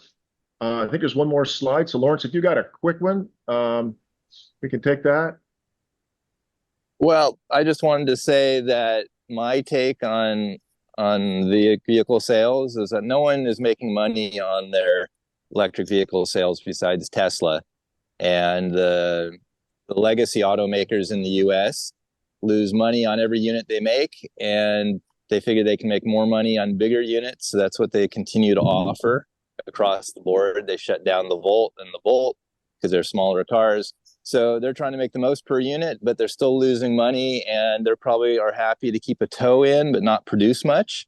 So they lose less, but they continue to develop stuff, and they can continue to polish their green credentials while they're not doing much except, you know, kind of staying there and being ready.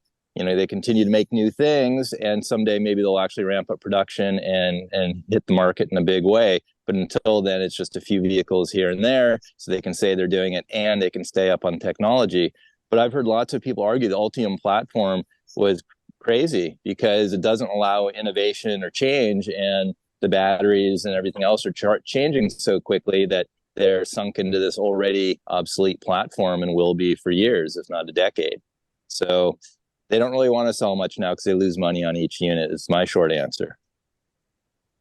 Yeah, you can't argue with that, but I did read today that BMW claims that they make money off of their vehicles. So we could dig into that. Yeah, we should probably sort that out. Yeah. Yeah. I want to go, and two things. One is, does anybody want a donut before I go? I'm gonna take it with me. And the other is, I'd like to. I talked to Dom about it. California legislature starting up, you know, and so next meeting I'd like to do yeah, that'd be great, Woody. Yeah. I was about to ask. Thank you. Yeah, that's perfect. That'd be super. Happy to do it. All right, thanks everybody. All right, thank you, Dick. There was one more slide, I think. Or is there any more questions? I can't see who's got questions. Cecilia, let's do this one. All right. Well, we're running out of time, so I'll just run through the points here on the slide. So Tesla released their FSD beta version 12.2. This is the one that uses the neural nets for all the city street driving. It's mostly gone to folks in California. It seems like they paused the rollout. I think there's some issues with speed. We're being a little bit weird. And there's possibly a collision that occurred during the parking event. So as I said, it uses neural nets. It's based on machine learning, so it's more natural based on recordings of people who've actually driven. They removed over 300,000 lines of C++ code, which is the hand, like if this, then do this, and all of that, and which is much more robotic, and now it's going to be much more fluid. It's also a little bit more assertive when it comes to driving it. The previous version was a little bit more hesitant. It's still a beta, so it's not perfect. You know, with these things where you teach machines to do things, they can be a little bit like, why did it do that? I don't know. We just need to get more data to like smooth it out. And if you watch the video, it's available on YouTube now. You can see what it looks like. Oh, you don't want to play the video? Yeah, play the video. Oh, no, we're like over time, but Oh no, play the video. Play the video. The people want the video. Okay, all right, fine. I'll You could compromise and put the link in the chat and we could watch it ourselves later. Play the video. Play the video. Okay, I've been overridden. Yeah, it's only a 2-minute video.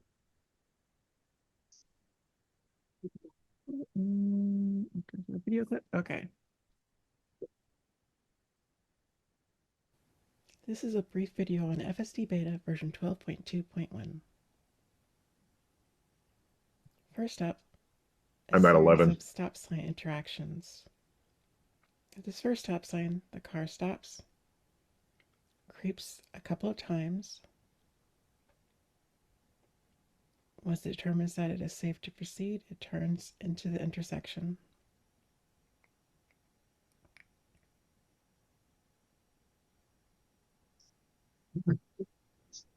This is a similar intersection. Two-way stop, no stop for opposing traffic. After the car clears the intersection, it begins to creep. And then proceeds through the intersection. The car slows down a mite bit due to the divot in the road. Here's a four-way stop. The car stops when the intersection is clear. It proceeds through when it has right of way.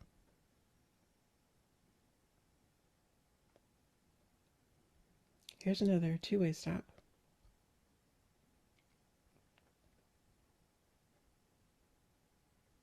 Car begins to creep.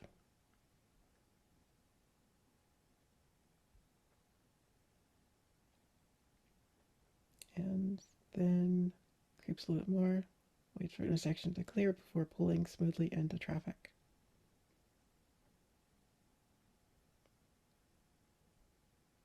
All right, and this is an interesting situation. A truck is coming down this narrow road where there's cars parked on either side. The car actually pulls over to the side of the road, slows down, and then proceeds to pull back into the middle of the road and proceed at a more normal speed. Here we have some speed bumps. The car slows down to a fairly comfortable speed. In the previous version, the car would slow down to 17 miles per hour, and that was that. Here, once the car reached its destination, it actually pulls over to the side of the road. This is a new feature over what was present in version 11. Unfortunately, this is a stable spot. Oops. Here the car signals and pulls out into traffic.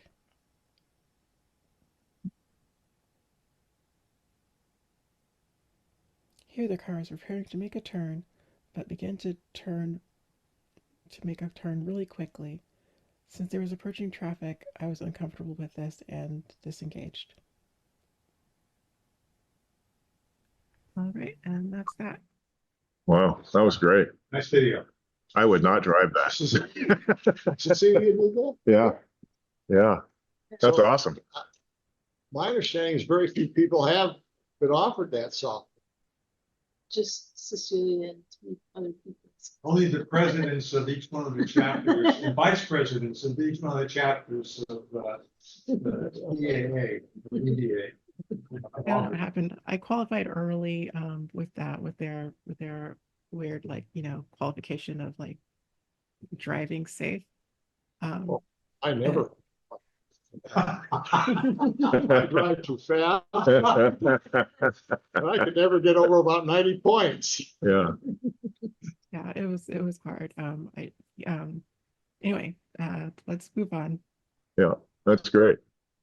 I love that video. I would never drive. Okay, I'm not playing again. Okay. Let's real quick. Yeah, do we feel like we have enough time for me to talk about this slide? How are we doing? Sure. Okay, I'd love to share it with you. So you've probably heard that the Ford EVs, are now able to charge at Tesla superchargers via the free adapter provided by Ford, which is pretty exciting. And so this is really the first non-Tesla automaker to gain supercharger access, which is pretty cool.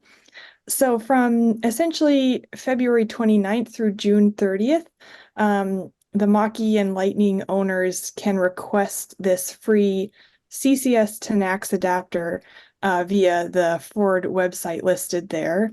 But then after June 30th, I guess they're going to be charging for the adapters about $230. So it's kind of just a short period here. And so this adapter will allow the Ford EVs to charge at most of the V3 Tesla superchargers, but not at the V2 ones, which I think is important to note.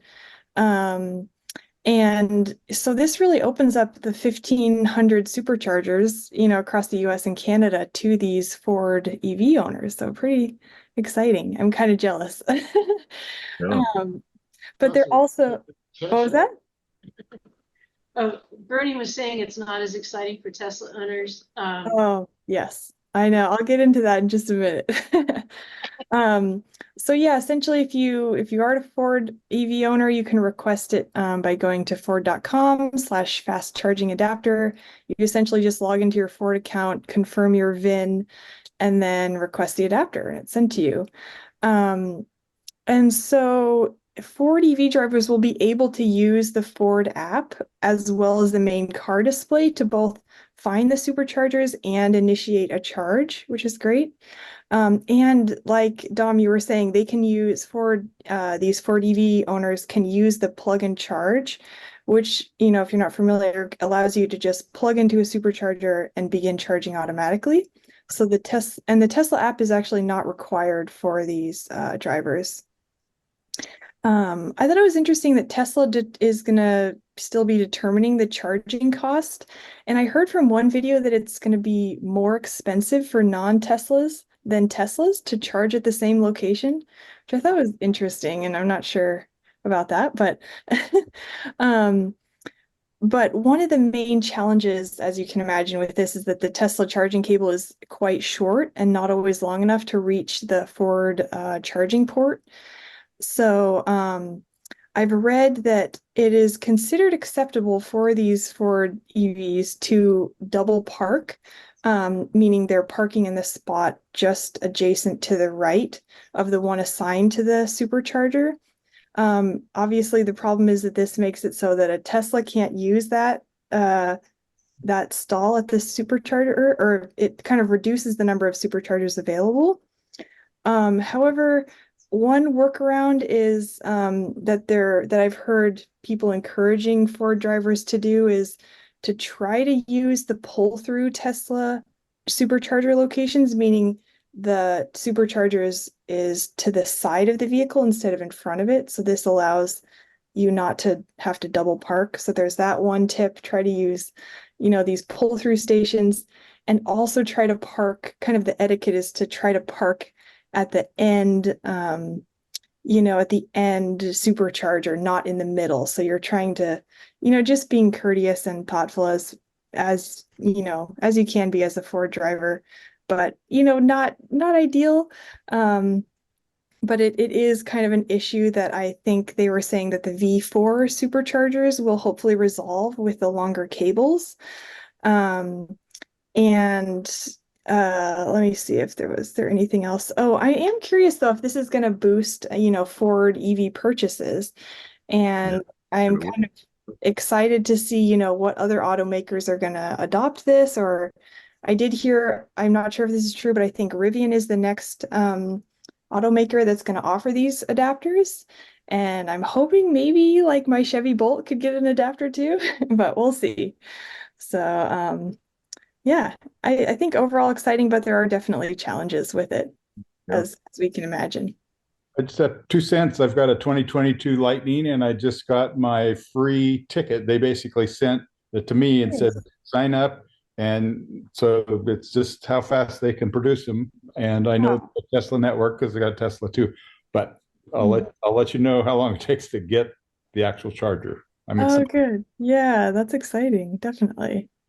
Well, I just went into a place with brand new chargers that I'd never seen before. This was just 2 days ago, up at Rosewood or someplace, just on I-80, just east of Sacramento, and